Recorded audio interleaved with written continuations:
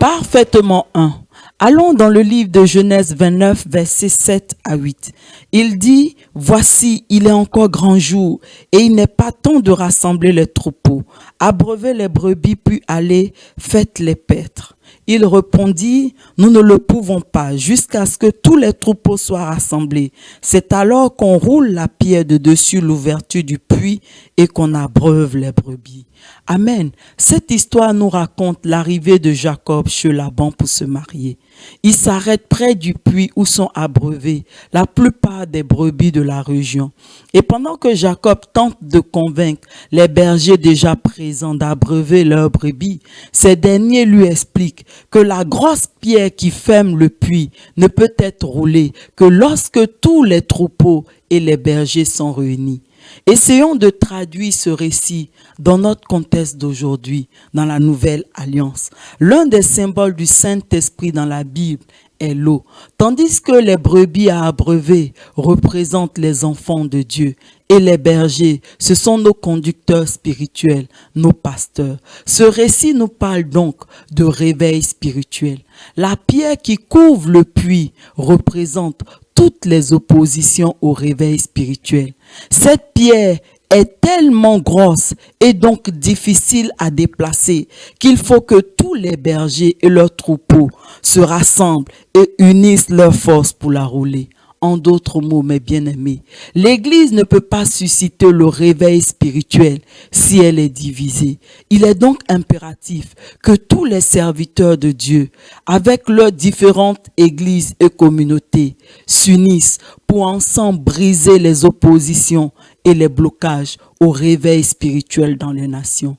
Souvenez-vous également de l'entrée du peuple d'Israël en terre de Canaan.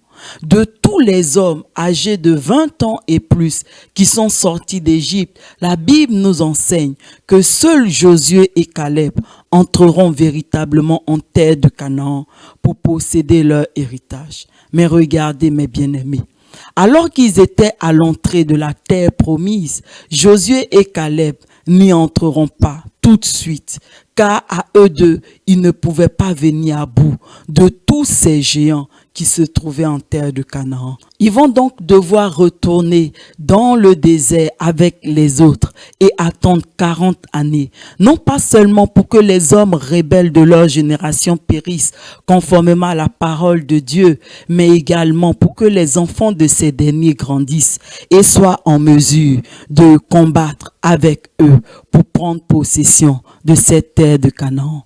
Et lors de la conquête de cette terre de Canaan, la Bible nous raconte que les Rubénites, les Gadites et la demi-tribu de Manassé seront les premiers de tout le peuple d'Israël à recevoir leur part d'héritage. Mais ces derniers ne pouvaient pas prendre possession de leur héritage tant que leurs frères des autres tribus d'Israël n'avaient pas aussi pris possession de la leur. C'est pourquoi Dieu leur demande d'installer leurs femmes, leurs enfants et leurs troupeaux dans leur part d'héritage, puis de prendre les armes pour combattre aux côtés de leurs frères des autres tribus d'Israël, jusqu'à ce que ces derniers prennent aussi possession de leur part d'héritage. Josué 1, verset 12 à 16. Josué dit aux Rubénites, aux Gadites et à la demi-tribu de Manassé, « Rappelez-vous ce que vous a prescrit Moïse, serviteur de l'Éternel, quand il a dit, « L'Éternel, votre Dieu, vous a accordé du repos et vous a donné ce pays. Vos femmes, vos petits-enfants et vos troupeaux resteront dans le pays que vous a donné Moïse de ce côté-ci du Jourdain. Mais vous tous, hommes vaillants, vous passerez en âme devant vos frères et vous les aiderez, jusqu'à ce que l'Éternel ait accordé du repos à vos frères comme à vous, et qu'ils soient aussi en possession du pays que l'Éternel votre Dieu leur donne. Puis vous reviendrez prendre possession du pays qui est votre propriété et que vous a donné Moïse, serviteur de l'Éternel, de ce côté-ci du Jourdain, vers le soleil levant. » Il répondit à Josué en disant, « Nous ferons tout ce que tu nous as ordonné et nous irons partout où tu nous enverras. » Amen. Ainsi, pour prendre possession de la terre promise, les 12 tribus d'Israël se sont unies pour agir comme un seul corps, un seul peuple, le peuple de Dieu. En effet, face à eux, les enfants d'Israël avaient des géants. Ils avaient une opposition tellement forte qu'ils ne pouvaient pas remporter en étant divisés. Ils devaient donc être parfaitement un pour l'affronter, car c'est dans l'unité que la puissance de Dieu est maximale. C'est pourquoi les Rubénites, les Gadites et la demi-tribu de Manassé, qui avaient pourtant déjà reçu leur part d'héritage, ont rejoint leurs frères des autres tribus d'Israël pour devenir avec eux parfaitement un, afin d'affronter tous ces géants. Ainsi, ils sont venus à bout de toute cette opposition et ils ont pu prendre possession de la terre de Canaan. Et ce n'est qu'après cela que les Rubénites, les Gadites et la demi-tribu de Manassé sont chacun retournés dans leur part d'héritage pour en jouir. De même, aujourd'hui, mes bien-aimés, l'Église, malgré sa diversité, doit devenir parfaitement une. En effet, si l'Église n'est pas unie, elle ne pourra pas venir à bout de toutes ces grandes oppositions et accomplir sa mission de susciter le réveil spirituel et de déclencher l'avènement du règne de Dieu sur la terre. Matthieu 12, verset 25. Comme Jésus connaissait leurs pensées, il leur dit, « Tout royaume divisé contre lui-même est dévasté, et toute ville ou maison divisée contre elle-même ne peut subsister. » Amen. L'unité du corps de Christ est donc un enjeu majeur que l'Église doit remporter.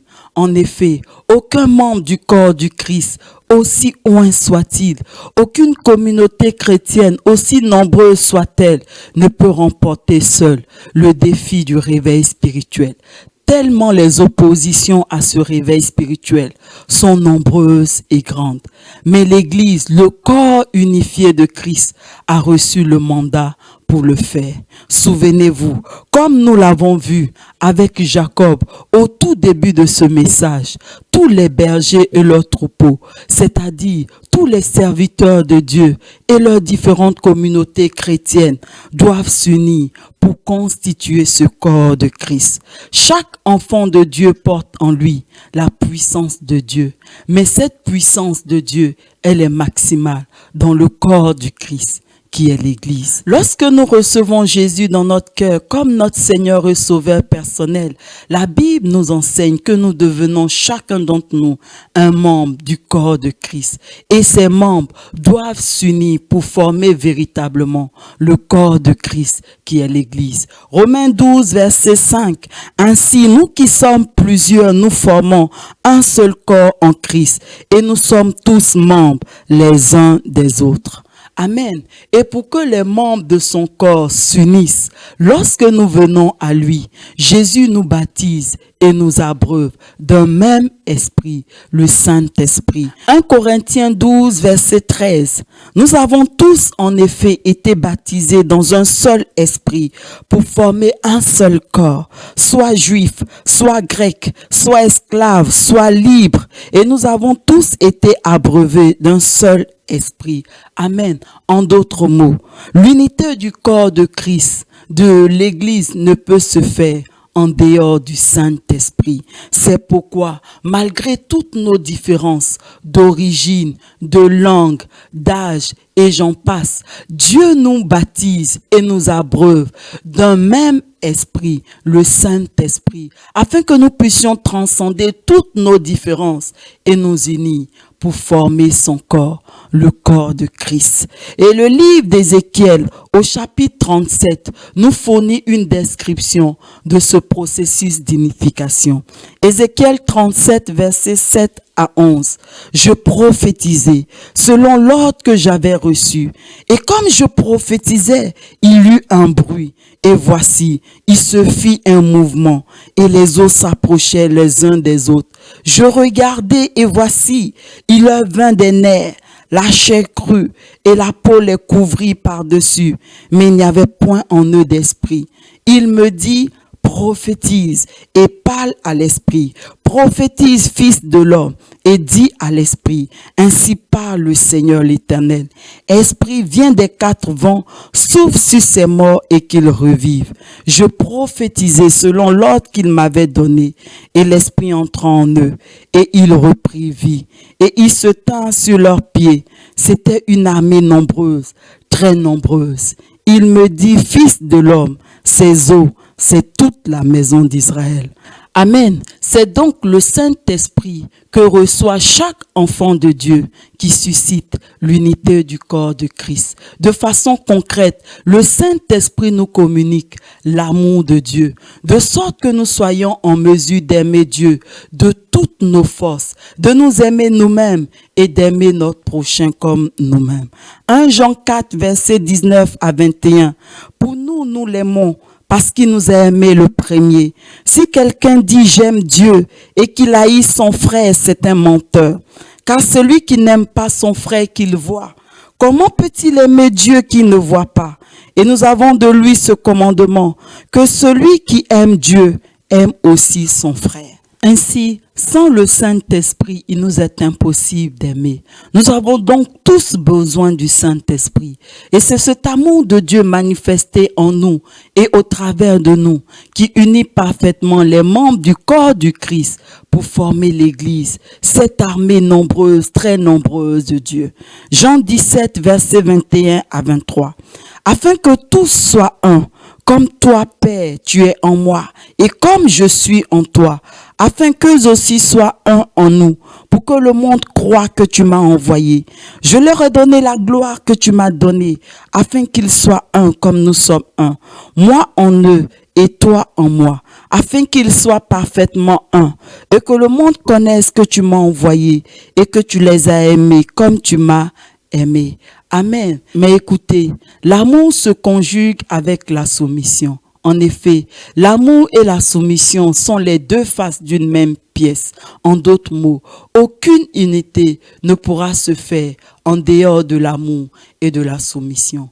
Et Dieu a fait en sorte que ce qui nous unit, à savoir son amour, soit plus fort que toutes nos différences. Et c'est en cela que Paul nous enseigne en Romains 8, versets 38 à 39. Car j'ai l'assurance que ni la mort, ni la vie, ni les anges, ni les dominations, ni les choses présentes, ni les choses à venir, ni les puissances, ni la hauteur, ni la profondeur, ni aucune autre créature ne pourra nous séparer de l'amour de Dieu manifesté en Jésus-Christ notre Seigneur.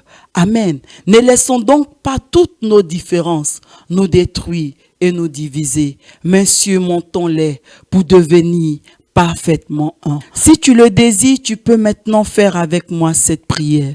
Saint-Esprit, unis ton Église de partout dans le monde, afin qu'elle devienne réellement l'armée de Dieu, cette armée nombreuse qui suscitera le réveil spirituel et déclenchera l'avènement du règne de Dieu sur la terre.